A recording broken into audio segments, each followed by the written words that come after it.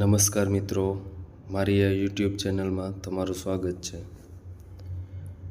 ગુજરાત ગૌણ સેવા પસંદગી મંડળ દ્વારા હાલમાં જે ભરતી 5554 જગ્યા માટે બહાર પાડવામાં આવી હતી તેની પરીક્ષાની તારીખો જાહેર થઈ ગઈ છે, જેમાં 1 એપ્રિલથી વર્ગ 3 5554 જગ્યા માટે પરીક્ષા શરૂ કરાશે, જે 19 દિવસ સુધી ચાલશે।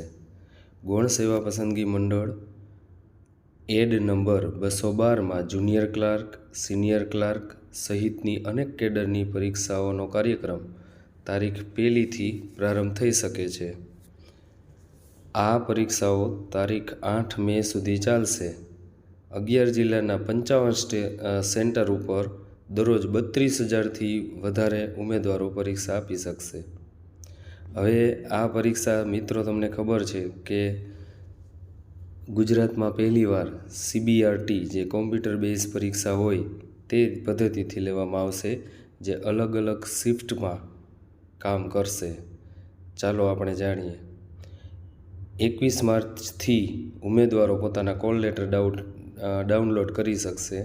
આ પરીક્ષામાં પ્રશ્નના ખોટા જવાબમાં 0.25% નેગેટિવ માર્કિંગ ગણવામાં આવશે। 100 માર્કની ઓનલાઈન પરીક્ષા લેવામાં આવશે। રામનવમીના દિવસે અને રજાના દિવસોમાં પણ પરીક્ષાઓ તો લેવામાં આવશે જ। 21 માર્ચથી ઉમેદવારો પોતાના કોલ લેટર ડાઉનલોડ કરી શકશે।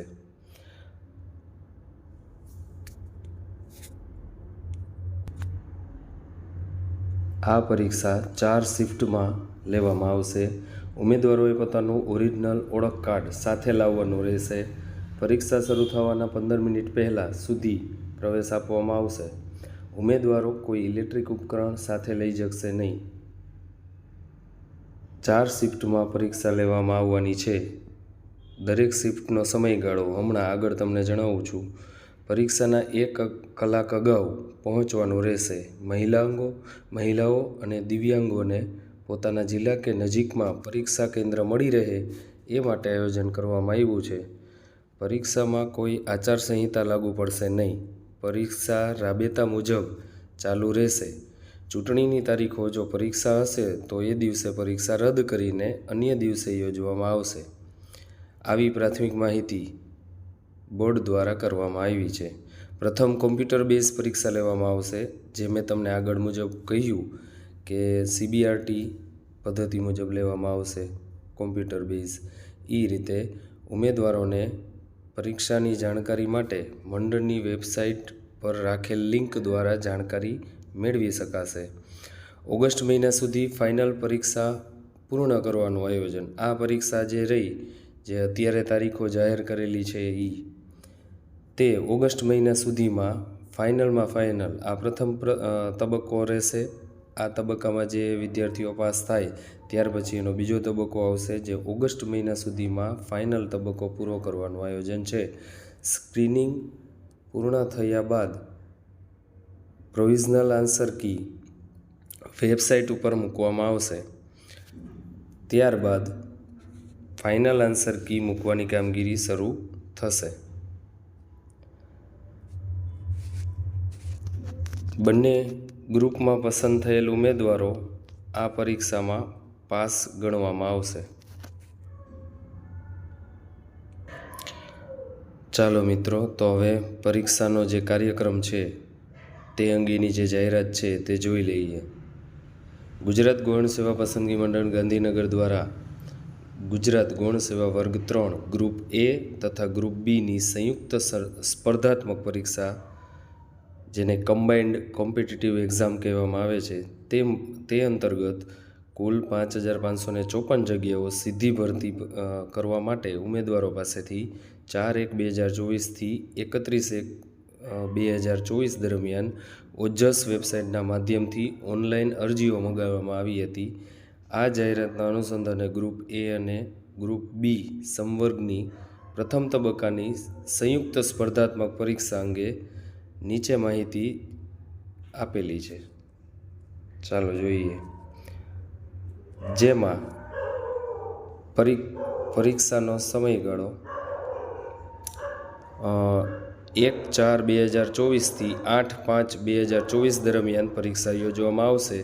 પરીક્ષાની પદ્ધતિ CBRT કે જે કોમ્પ્યુટર બેઝ પરીક્ષા કહેવામાં આવે છે તે રહેશે. ત્યારબાદ કોલ લેટર ડાઉનલોડ કરવાની તારીખ 21/3/2024ના રોજ 14 કલાકે એટલે કે 2 કલાકથી પરીક્ષા શરૂ થવાના 1 કલાક પહેલાં સુધી ડાઉનલોડ કરી શકાશે.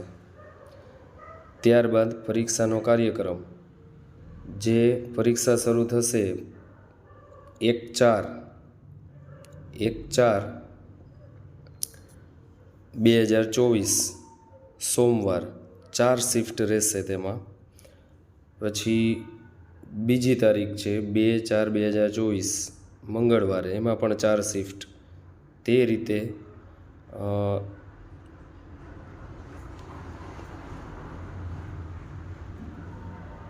આ રીતે શિફ્ટ વાઇઝ પરીક્ષાનો સંપૂર્ણ કાર્યક્રમ યોજવામાં આવશે.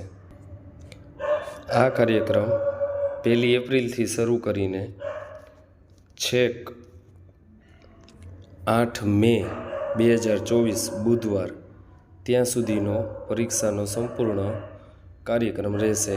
જેમાં શિફ્ટ 1 એનો સમય સવારે 9 વાગ્યાથી 10 વાગ્યાનો એટલે કે 9 વાગ્યાથી 10 વાગ્યા સુધીનો. શિફ્ટ 2નો સમય 11:30થી 12:30 સુધીનો. શિફ્ટ 3નો સમય 2 વાગ્યાથી એટલે કે બપોરે 2 વાગ્યાથી બપોરે 3 વાગ્યા સુધીનો. શિફ્ટ 4નો સમય સાંજે 4:30થી 5:30 સુધીનો. આ રીતે 1 કલાકની અલગ અલગ શિફ્ટમાં આ કાર્યક્રમ રહેશે. એટલે કે પરીક્ષા આ રીતે આપવાની રહેશે. હવે પરીક્ષાર્થીઓએ એટલે કે ઉમેદવારોએ કઈ સૂચનાઓને ધ્યાનમાં રાખવાની છે.